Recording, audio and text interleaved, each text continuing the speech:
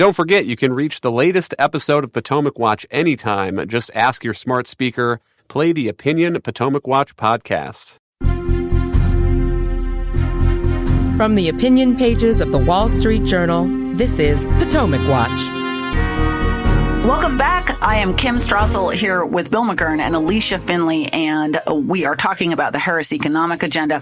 One last thing on price controls, Alicia. Interestingly, we have a little real-world example of how price controls work because, to a certain extent, the Biden administration, at least in one area, did get its way to essentially set prices, and we're already getting some economic fallout from that, and that is in the pharmaceutical area. There was some news about this week, and Kamala Harris actually bragged about it. Why don't you tell us what we're seeing there? Well, what's interesting is this Inflation Reduction Act allowed the Medicare to negotiate up to prices for 10 drugs this year and all the way to 20 by 2029, total of 60 drugs. And these negotiations aren't really negotiations here. If the drug makers don't agree to the prices that Medicare offers, and again, there's a ceiling in the legislation rather than a floor, so the Medicare can demand a bigger discount but can't demand a smaller one, interestingly enough. Now, these aren't negotiations, as I said, because they get threatened with an excise tax on their daily revenue up to 1,900%. So it's essentially if they don't agree to the price, right? So it's a gun pointed at your head. And of course, they have to agree with them. Otherwise, the only other alternative is to just drop out of the Medicare program entirely, which would be financially ruinous for all the drug makers. Now, they put out these proposals this week, which would effectively reduce prices, they say, by 65%. I mean, it's actually a little less due to actually quirks regarding how much insurers actually take in terms of rebates or these PBMs, and that gets into a whole new territory. But drug makers have already been warning that these negotiations are going to lead to all kinds of economic distortions and decisions, such as they've already decided to slash some cancer research programs because, they don't know whether by the time that these drugs become eligible for the price controls, whether they'll actually be able to make any money on them. Because as it happens, cancer drugs are usually used as a third or fourth line therapy. And then finally, after 8 or 9 years of being tested in patients, and they move up to a first line therapy, in which only then can they actually recoup their investment. So what's essentially happening is the drug makers are saying that, well, we're not going to actually study or research these drugs. We're going to delay some launches and all kinds of distorted decision making. And I'd also point out that there are other price controls in the law that would cap price increases at the inflation rate, at least for Medicare, and they would require drug makers to provide a rebate to the government if they raise their prices even more. And this actually may be even more damaging because it applies to all drugs across the ecosystem.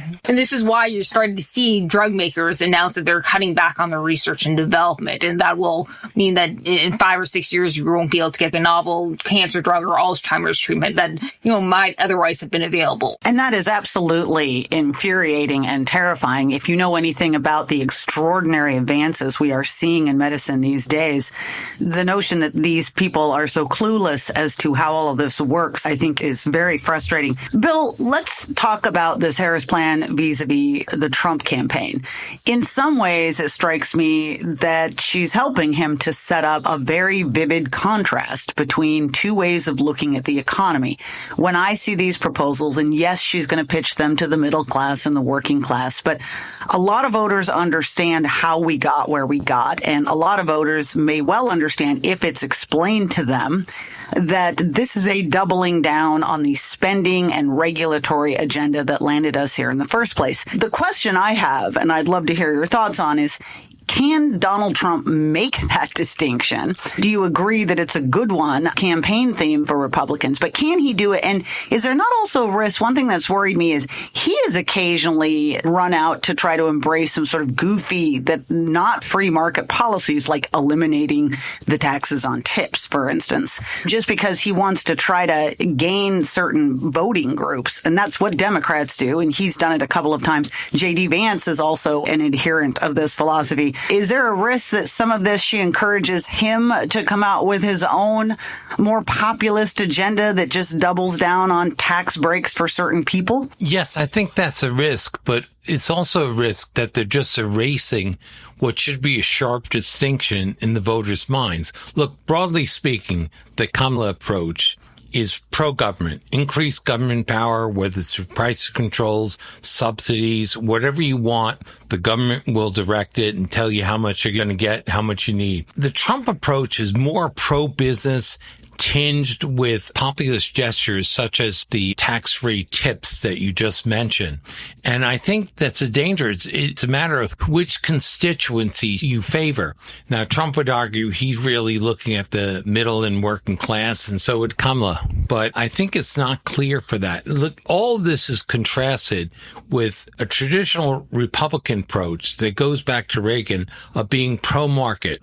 And the irony is that I think Donald Trump has that when it comes to energy. When he talks about fracking, he's largely talking about get the barriers out of the way, let us have it, the private sector will do its magic, and we'll be better off with more energy and lower prices.